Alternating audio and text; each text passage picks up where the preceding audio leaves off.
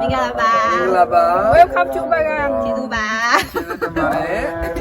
Thank you. Bye bye.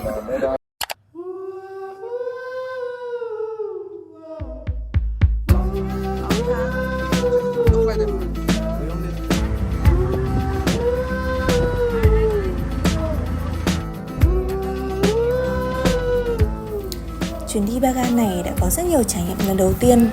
Ví dụ như lần đầu tiên đi xe khách tại Myanmar, lần đầu tiên tới Bagan, lần đầu tiên đi chơi xa ở Myanmar mà không đi cùng chồng. Đáng ngạc nhiên là xe khách ở Myanmar sạch sẽ, mát lạnh và tiện nghi vô cùng. 8 tiếng đi đường cũng không quá vất vả. Tới Bagan vào 5 giờ 30 chiều, mình đã vội vàng hẹn bạn túc túc của mình chở ngay đi ngắm hoàng hôn.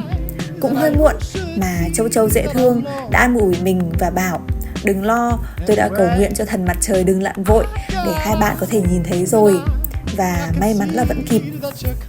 Giờ đang là 5 rưỡi sáng các cậu ạ. Chúng tôi đi ngắm bình minh. Lạnh chết mẹ.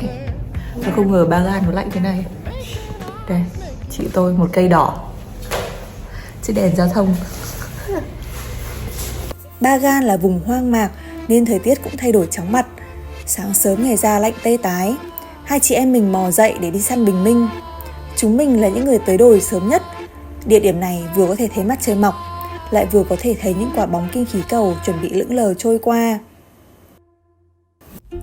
Nhìn màu sắc bầu trời thay đổi mỗi khi mặt trời mọc hay lặn đi đều làm mình cảm thấy thích thú.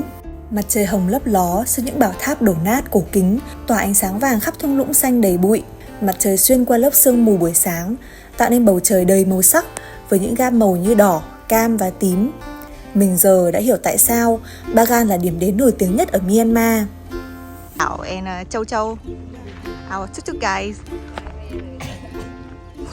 Em quay phim mà. The reality of it. Plenty of people. Đẹp nhờ.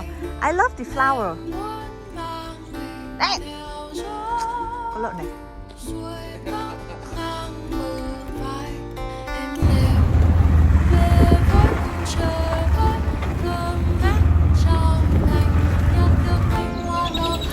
Chào mọi người, chào mừng mọi người tới Bagan.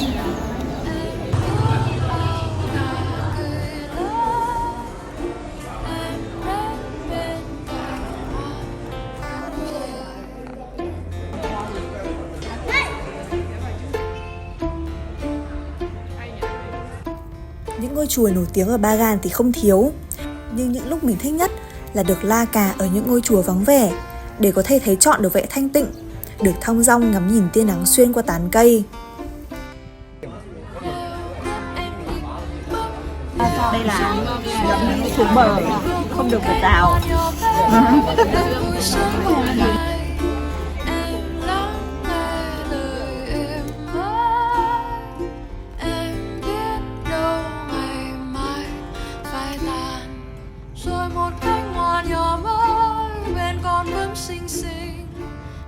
Các công trình ở Bagan được xây chủ yếu từ thế kỷ 11 đến cuối thế kỷ 13. Ananda là một trong những ngôi chùa nổi tiếng và linh thiêng nhất ở khu vực Bagan, với cấu trúc kết hợp giữa văn hóa người Mon và Ấn Độ. Trong chùa có 4 tượng Phật cao hơn 9 mét nhìn về 4 hướng khác nhau.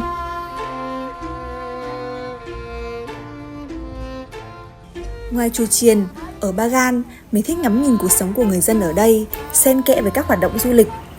Giữa những đền đài, bảo tháp là những đàn bò trắng chỉ có ở Bagan, thong dong gặm cỏ.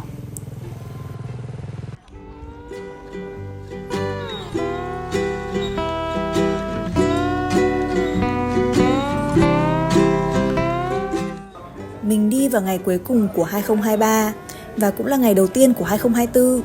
Đa số người trong chùa là người Miến, người địa phương đi lễ cuối năm, cầu xin bình an, chứ không hề bị chen chúc đông đúc. Chúng ta đừng quên ngày tháng qua. Lần này tâm đắc nhất chắc phải kể đến Châu Châu, bạn túc túc của bọn mình. Tự đi thì cũng được, tìm hiểu trên mạng có hết, nhưng có người địa phương dẫn đi thì họ sẽ biết được chùa nào vào thời gian nào trong ngày là sẽ đẹp nhất. Như vậy, mình có thể thấy được hết vẻ đẹp của cả không gian lẫn thời gian. Bagan, cố cố đô, đất Phật linh thiêng với hơn 3.000 công trình đền đài mang màu sắc cổ kính nằm rải rác. Đan xen giữa đền và chùa là thung lũng với cây cối bạt ngàn. Lúc đi, mình như bị lạc vào vùng đất của những ngôi đền, mờ ảo bụi đất đỏ, mịt mù phủ khắp nơi. Dù là điểm được chọn tới du lịch nhiều nhất ở Myanmar, Bagan vẫn giữ được vẻ hoang sơ của mình. Thật ra, hoàng hôn ở Myanmar có thể ngắm được ở bất kỳ đâu, khi bạn đang đi trên đường, bên bờ sông hay trên nóc của một ngôi chùa. Chỉ cần có thể nhìn thấy le lói mặt trời lặn dần thì mỗi góc đều có một vẻ đẹp rất khác nhau. Một ngày ở Bagan có lẽ sẽ không trọn vẹn nếu không được tắm mình trong màu nắng vàng cam của mặt trời. Một hôm gặp anh, tình yêu bỗng nhiên chuyển màu xanh.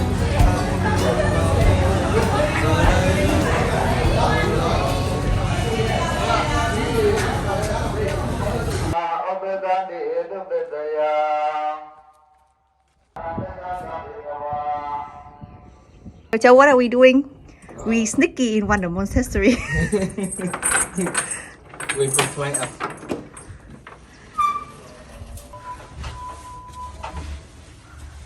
Bao nhiêu hết? Bao nhiêu hết?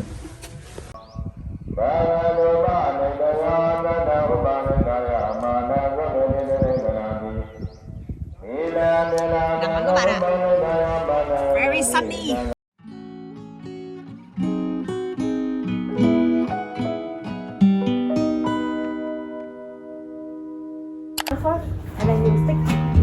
This world, it's so unkind.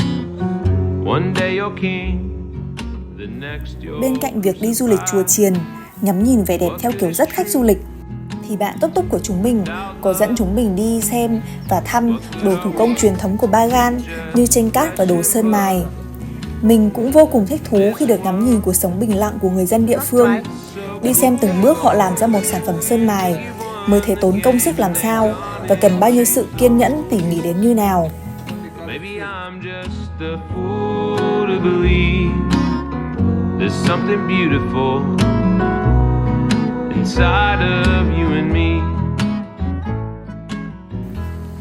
Sau khi ngắm nghía hết các công đoạn, mình được đưa tới bờ sông, nơi mà như Châu Châu nói là đã dành cả tuổi thơ ở đây. Bờ sông cạn nước, chỉ còn cát được nhuộm bởi màu nắng. Mình thư thả quan sát dòng người thưa thớt đang lững thững đi bộ về nhà do phải làm việc từ làng này đi sang làng khác.